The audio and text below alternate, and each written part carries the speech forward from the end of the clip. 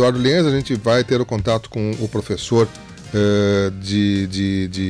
da PUC, né, e cientista político Augusto Oliveira, analisando o resultado das eleições do segundo turno, tanto no Rio Grande do Sul quanto no Brasil, e o impacto que isso pode ter para as eleições de 2026. Vamos à Rádio Agete com Eduardo Lienz. O segundo turno no Rio Grande do Sul teve as vitórias do MDB em Porto Alegre, PL em Canoas, PT em Pelotas e PSTB em Santa Maria e Caxias do Sul. Para avaliarmos os resultados, vamos ouvir o cientista político e professor da PUC-RS, Augusto Oliveira. Disputas muito apertadas, principalmente em Pelotas e Caxias do Sul, Augusto. Sim, nós tivemos o segundo turno que marcou disputas importantes no estado, né, as principais cidades, e que apresentou ao eleitor diferentes opções do ponto de vista ideológico.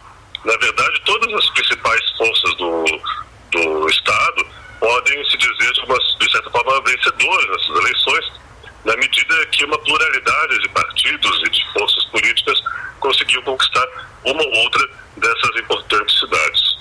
O interessante é que mesmo o PL, que perdeu 2 eleições em Caxias e Pelotas, fez muito voto. O PL é uma novidade no estado do Rio Grande do Sul, no sentido que consolida o legado, né, da ascensão do Bolsonaro à candidatura presidencial. Agora a gente tem um partido que é claramente de direita e que tem entrada nos grandes centros urbanos, uma coisa que é uma novidade no estado.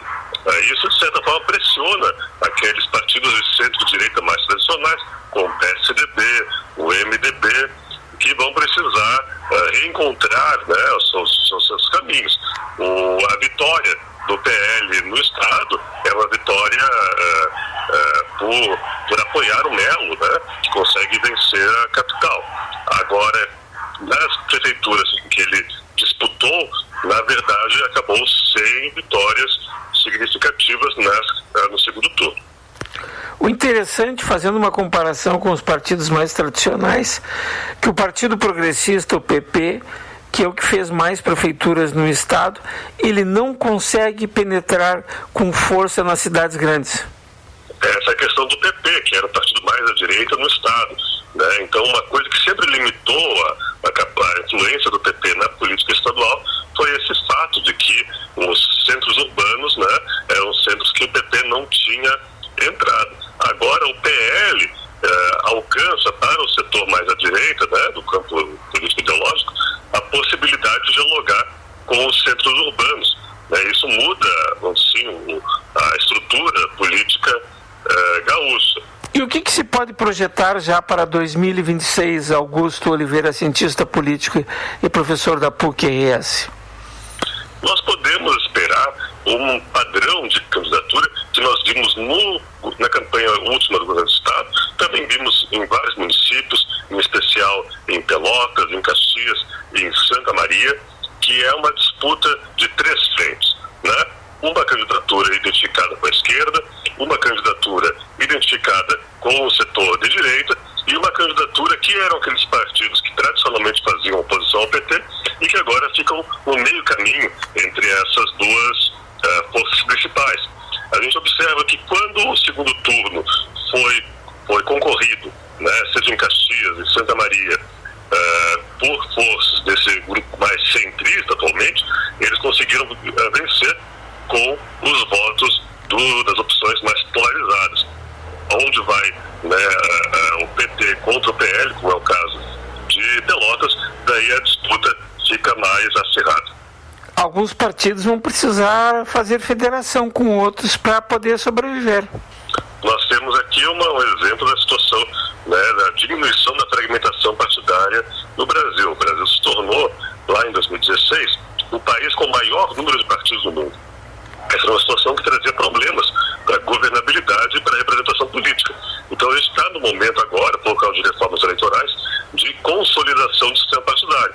Isso coloca pressão sobre vários partidos, né? Eles vão precisar, caso não consigam os votos necessários, em especial de deputados federais, vão precisar rever as suas trajetórias e talvez se juntar com outras agremiações que consigam fazer uma bancada de deputados federais suficiente para passar pela cláusula de barreira. E em nível nacional, qual foi a sua avaliação do resultado das eleições do segundo turno? O resultado da eleição do segundo turno, da mesma forma que o do primeiro turno, né, ele apresenta um cenário pouco claro em relação às eleições nacionais. Por quê? Porque esses grandes partidos que fizeram votações expressivas, em especial o PSB, o próprio MDB, né, também temos União Brasil, são partidos que eles não necessariamente representam alternativas políticas claras do ponto de vista da política nacional. Quem apresenta alternativas claras é, evidentemente, o PT, né, e o PL. Também temos, né, possíveis candidaturas dos seus partidos, por exemplo, o PL, com o Tarcísio de Freitas, o próprio PSD, com o Roger Júnior, mas elas não estão, vamos dizer assim, construídas. Então é uma eleição que deixa muitas aberturas, muitas possibilidades para o que pode acontecer daqui a 2 anos.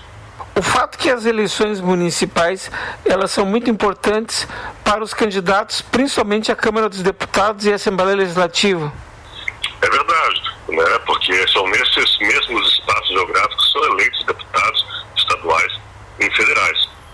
O vereador é um cabo eleitoral de primeira ordem para a eleição de deputados federais e estaduais, que depois retribuem esse apoio com suas famosas emendas parlamentares.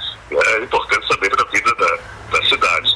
Então, o desempenho em número de vereadores, em especial nos grandes centros urbanos, é um indicador importante da força dos partidos. E aqui no Estado, a gente notou, né, que o MDB ele acabou diminuindo sua presença nos grandes centros urbanos, apontando um pouco para essa reconfiguração política no Estado do Rio Grande do Sul a partir da emergência do PL. Augusto Oliveira é professor da PUC-RS e cientista político.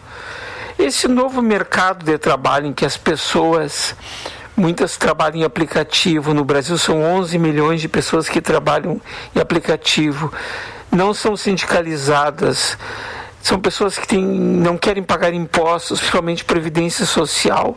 Esse tipo de eleitor, ele mostrou a sua cara nessa eleição. É uma mudança que diz respeito à estrutura produtiva do país. É uma mudança, portanto, muito significativa. Né? Não tem a ver com cultura, não tem a ver com, vamos dizer assim, com fake news, né? Tem a ver com, de fato, como as pessoas fazem para ganhar suas vidas. Então, essa mudança na estrutura produtiva, em como as pessoas fazem para ganhar o dinheiro, para viver suas vidas, né? Ela tem impactos políticos profundos, porque elas começam a pensar, bom, o que favorece o meu modo de subsistência, o meu modo de viver a vida. E daqui a pouco não é mais aquele modo tradicional da carteira, da CLT. Isso exige que os partidos, né, de esquerda em especial, os partidos que sempre buscaram apoio daqueles trabalhadores, né, que era a CLT formal, comecem a pensar nessa outra camada da população, que também é parte da população trabalhadora, evidentemente, né, que precisa batalhar o dia depois do dia para ganhar o seu sustento, como que essa parte da classe trabalhadora vai se expressar politicamente por meio desses partidos que tradicionalmente foram os partidos, né, mais populares. Ouvimos o professor da PUC-RS e cientista político Augusto Oliveira. Para a Rádio Agerte, Eduardo Liães. Obrigado, Eduardo, que nos trouxe essas informações, repercutindo então um pouco daquilo que vai acontecer daqui para frente, né?